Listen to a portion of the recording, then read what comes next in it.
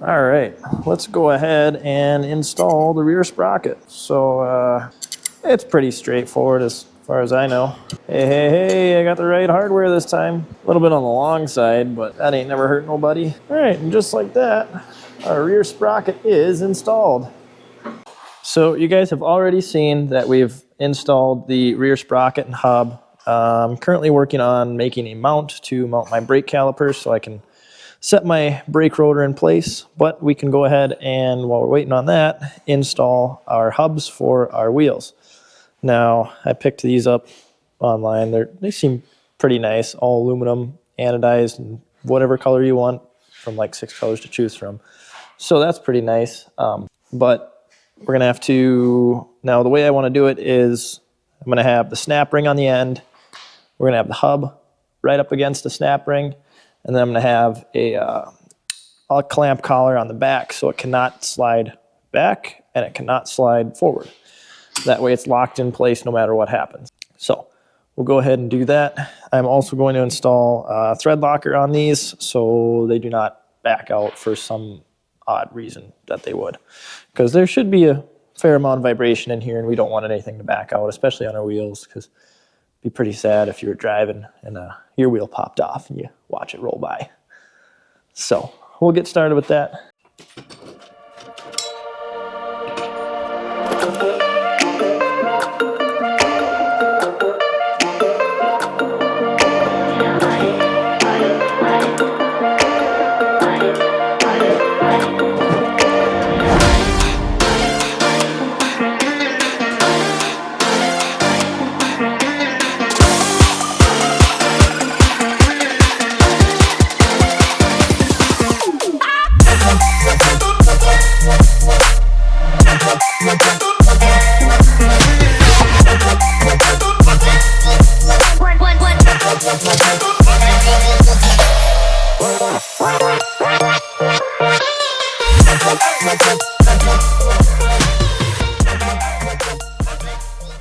All right, now that we've installed our hubs, we can go ahead and install our studs. So I've already coated these in some Loctite so they actually stay in place.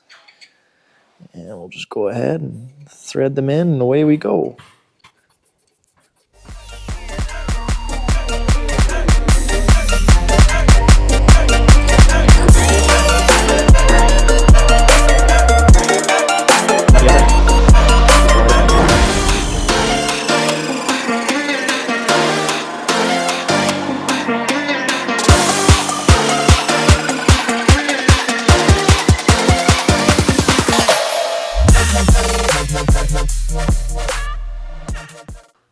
We kind of ran into an issue with how we wanted to mount the brake. I think it's going to mount right about here, but if you would weld that plate just flat on the frame, you wouldn't be able to run any bolts in. So what we're doing is welding studs on the bottom, which is just a bolt. It's going to act as our stud, and then we'll just bolt it with a nut from the top. That way I can take it on and off anytime I want to. Yeah, that's really the whole reason, is so if I ever need to take this off and replace it or change something on it, I can. We have successfully mounted the brake. Now we're gonna hook up our brake line first, and then we're gonna hook up our reservoir, and then we're gonna start pumping fluid through here and bleeding the system of the air. So once we do that, then this whole section should be ready to go, I believe. So first things first, let's hook up our line. Okay, after you struggle for so long, like I do, because I always struggle, you can tighten the bolts down. All right, should be good now. Okay, so we've hooked up our line. Now we're gonna plug in our reservoir. Just plugs in with this guy. Now we bleed the system. So.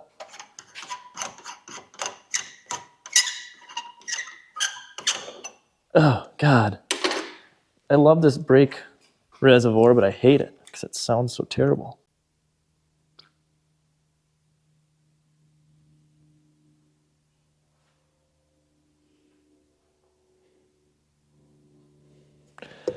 Something like that.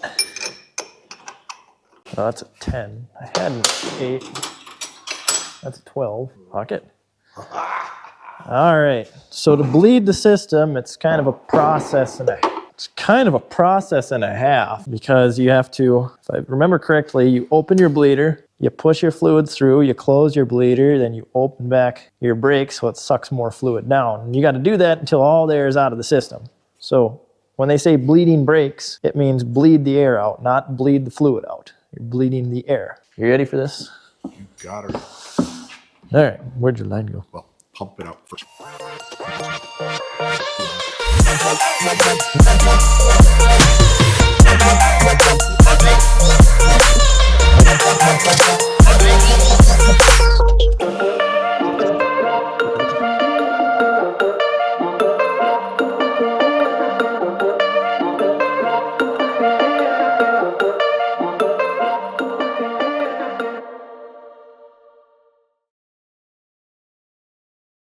So we'll take it, we'll open our bleeder, pump our fluid through, close the bleeder. Don't come through with your fluid till it shoots out of this hole. Just keep pumping her. There you go.